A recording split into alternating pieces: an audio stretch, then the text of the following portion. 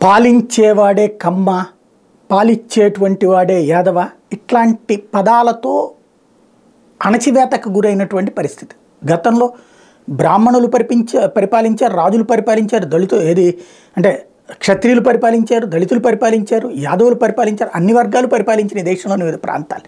ఎవరి పాలన వాళ్ళది. బట్ మనకి కేవలం అగ్రకులాల అగ్రవర్ణాలే పరిపాలించారని చెప్పడం ద్వారా మిగతా వర్గాల్ని దూరం పెట్టాం, లేకపోతే వాళ్ళని తక్కువ చేసి చూపించేటువంటి ఒక కుట్ర బ్రిటిష్ టైంలో జరిగితే దాన్నే కొనసాగిస్తున్నాం. కానీ ఇప్పుడు తాజాగా ఒక ఫోటోలు చూస్తే ఇది చాడా శాస్త్రి గారికి సంబంధించినటువంటి ఒక కథనానికి సంబంధించినటువంటి ఫోటో ఆధారాలు, ముందు ఫోటో ఆధారాలు చూడాలి కదా, దానికి సంబంధించినటువంటి ఒక కథనం చూద్దాం.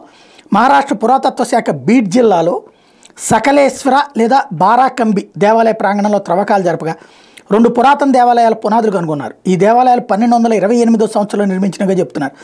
దేవగిరిని ఫలించిన యాదవ వంశస్థులు వీటిని నిర్మించినట్టుగా గతంలో దొరికిన శిలాశాసనాల వల్ల తెలుస్తోంది. ఈ ప్రాంతంలో 14 ప్రదేశాల్లో పురాతత్వ శాఖ మార్చి 15 నుండి తవ్వకాలు మొదలుపెట్టింది.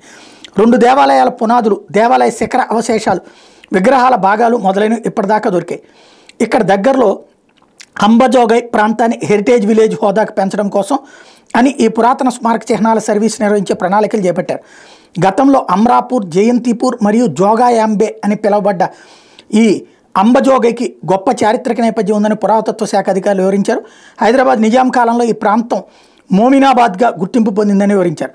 హత్తికానా, దాసోపంత్ టెంపుల్ మరియు యోగేశ్వరి టెంపుల్తో సహా ఈ ప్రాంతంలో ఇతర ముఖ్యమైన స్మారక చిహ్నాలు కూడా ఉన్నాయని వాళ్ళు చెప్తున్నారు. తవ్వకాలు పూర్తయ్యాక పూర్తి విశేషాలు తెలియజేస్తామని చెప్పారు.